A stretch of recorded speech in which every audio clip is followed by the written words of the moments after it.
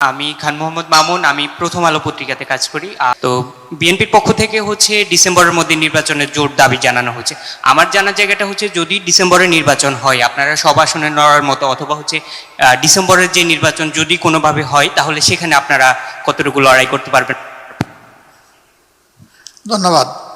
ওনার বক্তব্যটা কিছু ক্লিয়ার হয়েছে, আর কিছু সাউন্ডের কারণে ক্লিয়ার হয়নি।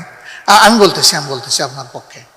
উনি জানতে চেয়েছেন যে আমরা ফেব্রুয়ারি টু এপ্রিল একটা ফ্লেক্সিবল টাইম আমরা মেনশন করেছি। প্রথমে ফেব্রুয়ারি বলেছিলাম, পরে এপ্রিল পর্যন্ত আমরা এটাকে ফ্লেক্সিবল করেছি। আর অন্যদিকে বিএনপি তারা ডিসেম্বরকে স্ট্রিক্ট করছে। এখন যদি ডিসেম্বরে ইলেকশন হয়, তাহলে সেখানে আমাদের ভূমিকা কি হবে? না, ডিসেম্বর কেন, আজকেও যদি ইলেকশন আমি দেখি যে এটা আসলে সমতল মাঠ তৈরি হয়ে গেছে এবং এখন ফেয়ার ইলেকশনের পক্ষে জাতি প্রস্তুত, সকল অর্গান প্রস্তুত, সেই ইলেকশনে তো আমরা যাব, আমাদের তো যাইতে কোনো সমস্যা নেই। এটা ডিসেম্বর দিয়ে কোনো কথা না।